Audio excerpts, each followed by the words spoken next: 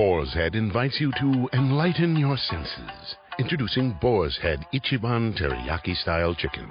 Inspired by Japanese master chefs, our signature teriyaki glaze is crafted with garlic, ginger, and a hint of brown sugar, then paired with our tender, slow-roasted chicken breast for a flavor that's sweet, savory, remarkably bold. Boar's Head Ichiban Teriyaki-style chicken, the bold flavor of Japan, now at the deli. Compromise elsewhere. Blog Talk Radio.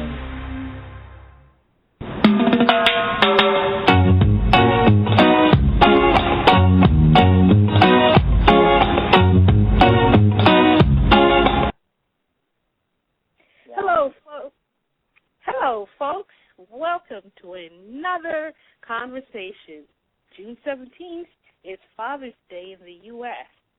Xavier Murphy is Jamaica's first internet pioneer, started the website Jamaicans.com in 1995. He was way ahead of the technology we now use in our daily lives. It was the first and only comprehensive website on Jamaica on the internet. Jamaicans.com is the world's leading website covering news, travel, culture, and politics in Jamaica and the Caribbean. It is the largest website online and is an oasis since 1995 for Jamaicans worldwide. Mr. Murphy is also very involved in the Jamaican diaspora and other South Florida organizations. He served many local organizations, including being the first president of the South Florida chapter of the Association of Internet Professionals, AIP, and past president of Miami-Dade Jamaican Student Association. He is currently the president of the Jamaica College Old Boys Association of Florida and a committee member of the annual True Blue event celebrating Jamaican Alumni Association. He is also co-founder and coordinator of the annual Anansi Festival, held each June across the world, such as Orlando, Kenya, Kingston, Washington, D.C., and in Pembroke Pines, to celebrate the Caribbean Heritage Month, which is in June also. He is very active in his church and teaches Sunday school. He lives in South Florida for over 25 years and is married to beautiful Karen Lee Murphy, and they have 3 lovely daughters. So, as usual, we have my co-host, Chris Daly, who is a blogger on Jamaicans.com. Me thinking, are you? Take it away, Chris. Thanks, Denise. And Xavier, welcome to our conversation this evening. It's good to have you, sir. Thank you. Well, I'm glad to be here, and happy Father's Day to you and your listeners. Thanks so much. We know you may be in South Florida for 25 years, but your Jamaican roots are so strong. Tell us a little about where in Jamaica you hail from.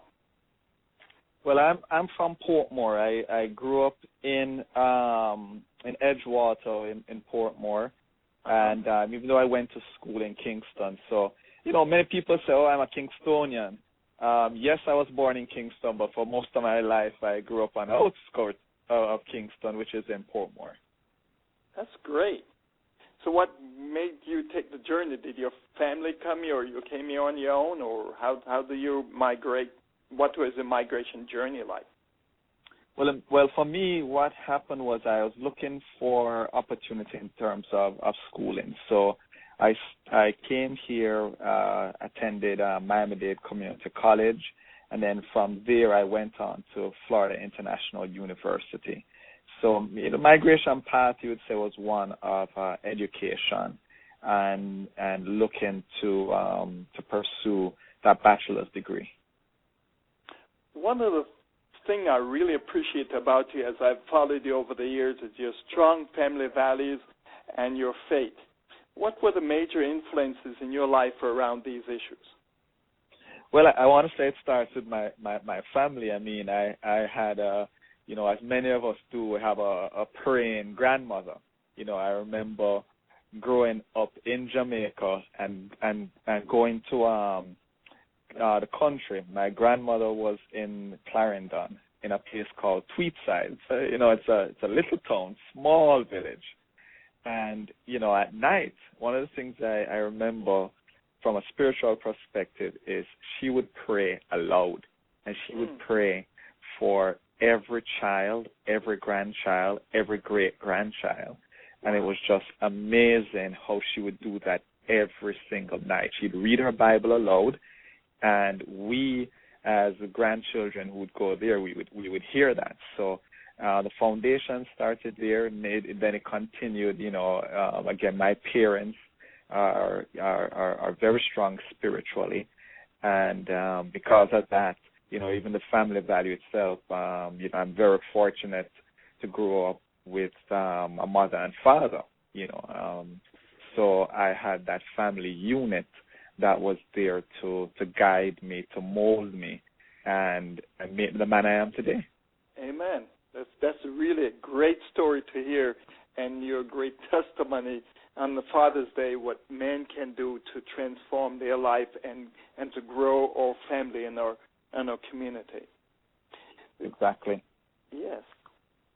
I've always been interested. In 1995, you started this Jamaicans.com. There must be some story behind. What kind of motivated you to decide that this was what vision you had, that this is a really good thing to do? What got you started down this journey? Well, the journey of Jamaicans.com goes a little further, probably 4 years before Jamaicans.com. So, but I want to start with the technology part of it. So, I was very fortunate to start working at what was then known as an electronic marketing company. And that company was a travel-based company. It marketed the properties electronically for Universal Studios and Disney. Now, what do I mean by electronic? Back then, when I started out, there was AOL, Prodigy, and there was CompuServe. And the internet was just starting to get commercial, And so we would market properties on, AOL, because, you had a content area in AOL, CompuServe, and Prodigy. And when I was at this company, I started to see, look out there, and I said, well, let me see what's out there on Jamaica, on the internet. And when I came up and did a search, I remember vaguely there was one website that was out there, had some brief information. It was put up by a student. I still remember her name. I think her name was Arlene Lang. And it had some brief information. I think it was probably a school project that she did. But there was nothing out there really on Jamaica. And I said to myself, well, why not? Because I had learned how to create websites at this point in time working for this electronic marketing company. And I had learned all the tools, all the online tools, how important having an email list was. And even in terms of community, Jamaicans.com has a large forum, which, has always driven the community feel of Jamaicans.com, which, for the most part, is the first signs of social media community that's there. And so, I started building the website, and it started out with a few pages. Now, the content, and this is where I go back to 4 years previous to that, I used to have a newsletter magazine in the South Florida area that was distributed once a month called Enough Respect. Okay. And in Enough Respect, I had some content. So the base content that was used to build Jamaicans.com came from the print magazine that I used to do, our print newsletter called Enough Respect. So we had interviews. I didn't post any interviews. It was just basic content, how to speak Jamaican patois. We used to have a monthly recipe. So that was the basic, the basic platform that was Jamaicans.com was built on. But then eventually, what happened was that people started to email me. Okay. and ask questions. And the more questions they asked, the more content I needed to build. Okay. So they would say, we're traveling to this area in Jamaica. Can you tell us a little bit about it? Wow. I'd email them, and then I'd take it from there. Children would ask, how do children in Jamaica dress for school, or what is a typical school day like? And as I answered these questions, I just tweaked the responses and then just started to publish them on the site. And we started, as I said, probably with a 20-page website, and now we're up to over 10,000 pages. Man, incredible. Wow. So when did you realize that, boy, this thing really had some legs to it? It's still surprising to me the legs it has, because a quick story. Yesterday I went to a birthday party for what we call a Jamaicans.com boardite, which is someone who joined our forum. And in one corner of this website were all these people who met online through Jamaicans.com, okay? And they were all hanging out, and they were saying, if it wasn't for the website, they wouldn't have made these friends they have made for life, who they, one person was visiting from another country, and she said, listen, I have a place to stay because I made friends on Jamaicans.com. And I'm still surprised at the impact, It's incredible. Well, you've really done a good job in building this virtual community that's now flesh and blood in so many ways. Yes. In fact, there have been 3 marriages. So you're going to, hey, look out, eHarmony. Exactly, So, the impact is as again, it's still amazing to me. Another story was, we have a resource there talking about Rastafarianism or Rastafari, and there's a gentleman who I had tapped into initially when we were writing this whole section of the website. Right. And a few years later, I saw him again, and he said to me, Xavier, my son was doing research on Rastafari, and he needed, he went on the web, and he found your website, and he said to me, listen, you have, he says, I'm an expert, but he says, you have such a resource there right now. He's really impressed. And to hear this coming from someone who lectures and who is an expert at this and who I tapped into, it really shows the impact and the growth, how the site has grown and how it's impacted people, because he's an expert, and he's like, well, there's some things you have there that, I'm learning about now. Exactly. Well, 10,000 pages, no slouch. And I look at Jamaicans.com as the digital curator. You're really the content keeper for culture.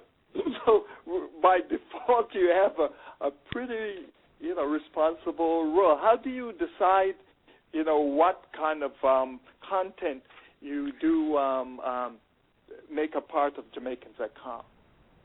Well, that's one of the biggest challenges in terms of verifying stories and verifying, trying to look at the ulterior motive behind some of the articles and some of the stories that are there. We haven't gotten it perfect every single time. I'll be the first to admit that, there's been 1 or 2 stories that we have published and we have pulled down. But, what we do is, there's an editorial team. And when an article is submitted, that editorial team kind of reviews it.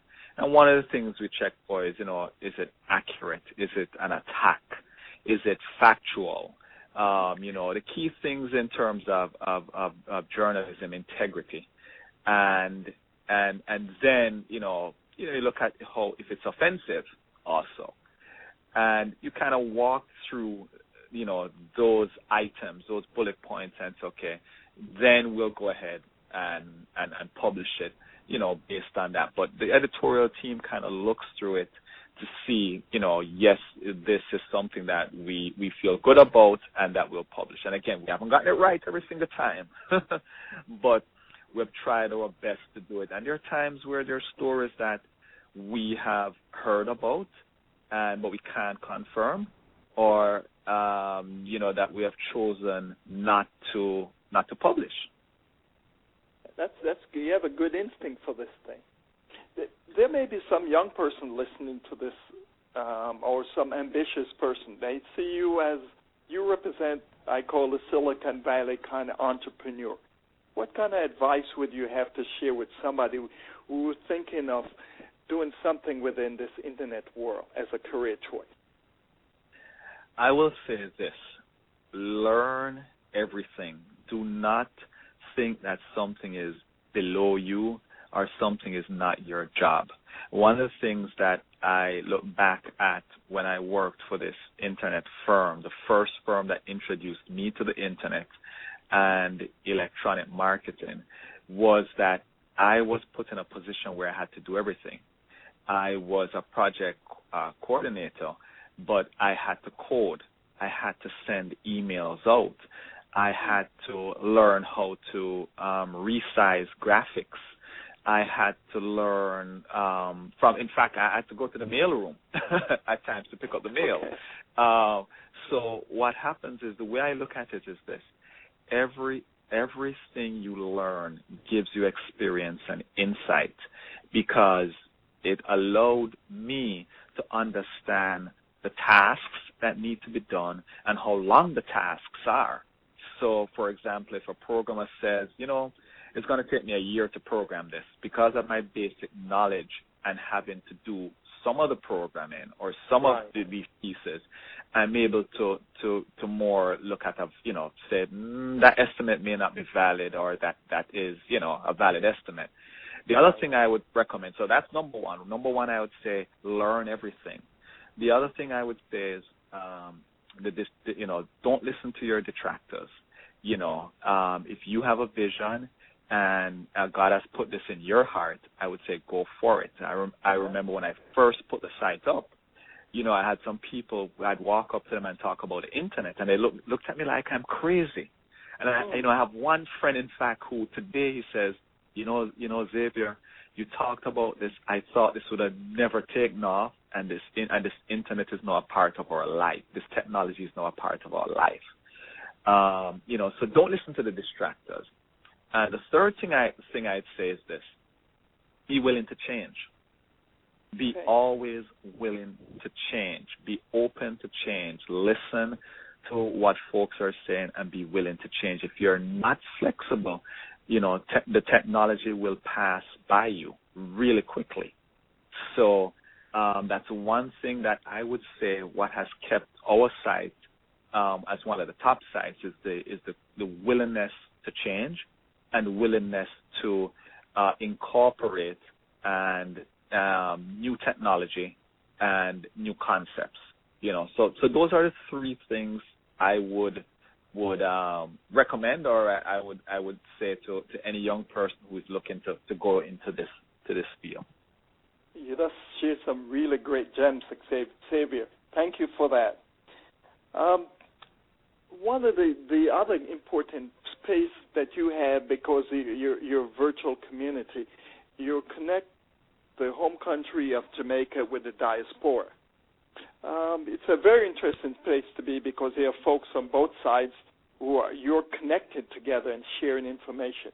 What are some of the key observations you've made as you see the interaction between these two spheres?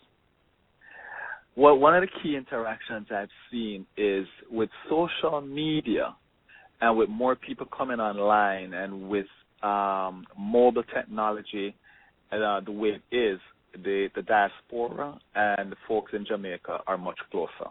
You know exactly what is happening when it's happening. And I think that is one of the keys. I remember there was a point where people here would feel distracted, not distracted, but detached from Jamaica. and the people in Jamaica would feel detached from the people in the diaspora. There are points in time where, for example, if there's a hurricane happening, okay, and we had to be a clearinghouse for the Office of Disaster in Jamaica.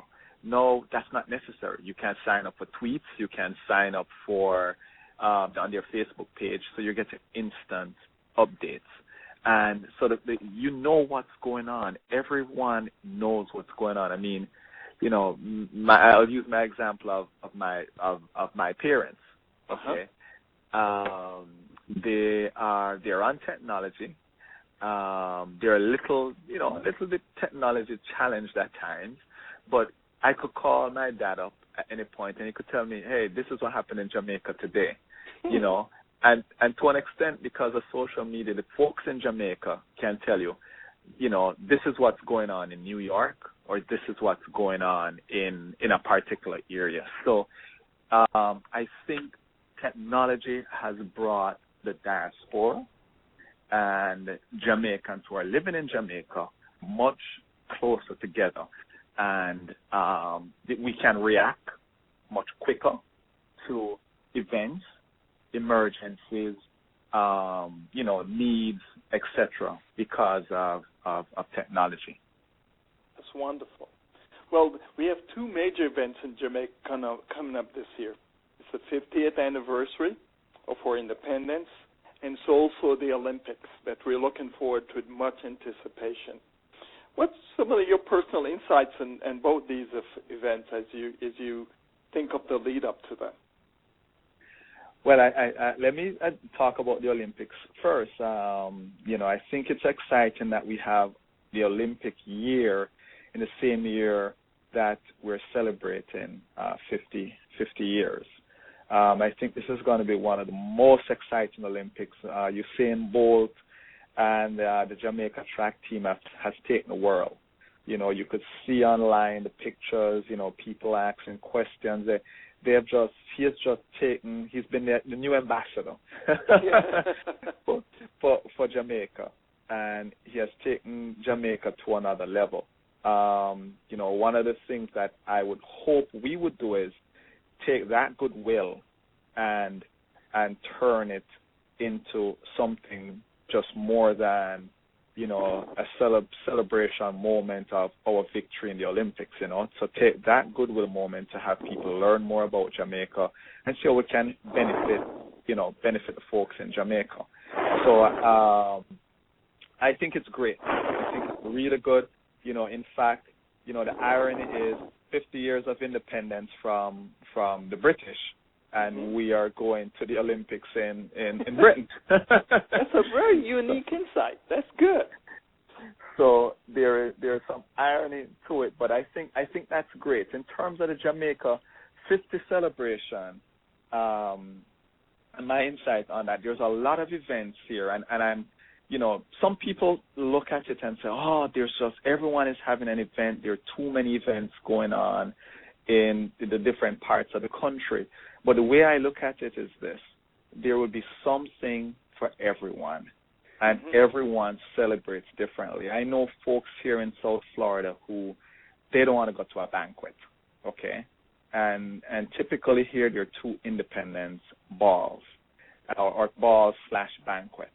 And there are people here who say, you know what, I want to go to a street dance. And recently, there's a street dance, which to me is great because that is how people celebrated back when they gained independence.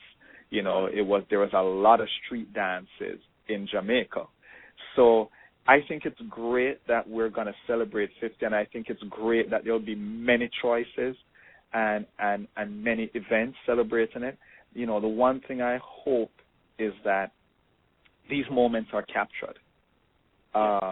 This is a part of history. These moments are captured in a way to help uplift us, and also that we look back at the 50 years, at our accomplishments, and where we are. Use it as a measuring stick to say where we need to go. Where do we go in the next 50 years?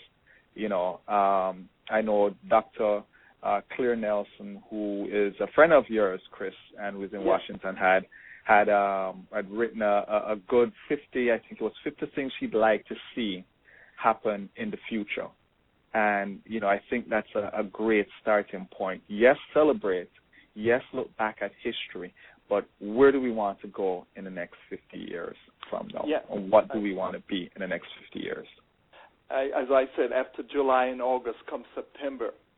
And the celebrations will be over the morning after. And if we're not prepared to leverage the goodness that we can get out of those events, we'd have lost an opportunity. Yeah. Exactly. Yeah. Finally, I'd like for you, Xavier, to finish this sentence for us, because you've been a man of much vision, and I know you're looking forward to what Jamaicans.com will be in the future. So in 5 years, we know that's a lifetime in the technology world that drives the Internet. What do you see Jamaicans.com being? Changed.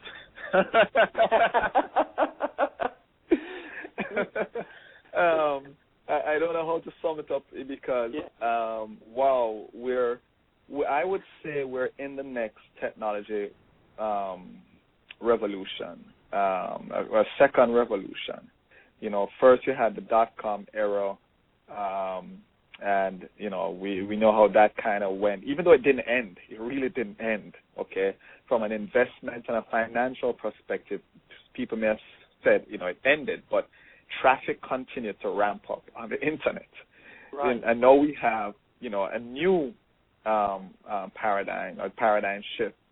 And what I see is, and again, this could change tomorrow. Right. But what I see is, we've been venturing more into mobile. And we're looking at our future initiatives are going to be that the website becomes, it's very mobile friendly now, but more mobile. In such a dynamic community, and for providing us with such leadership in the past, the present, and we look forward to your continued leadership and success in the future. So thank you so much. And also, Thank you. if you would like to learn more about Jamaican Xavier, visit Jamaicans.com on forum. And for Chris Daly, it's Jamaicans.com under Me Thinking. And to learn more about Jamaican Diaspora, visit JamaicanDiaspora.com. Thank you so much.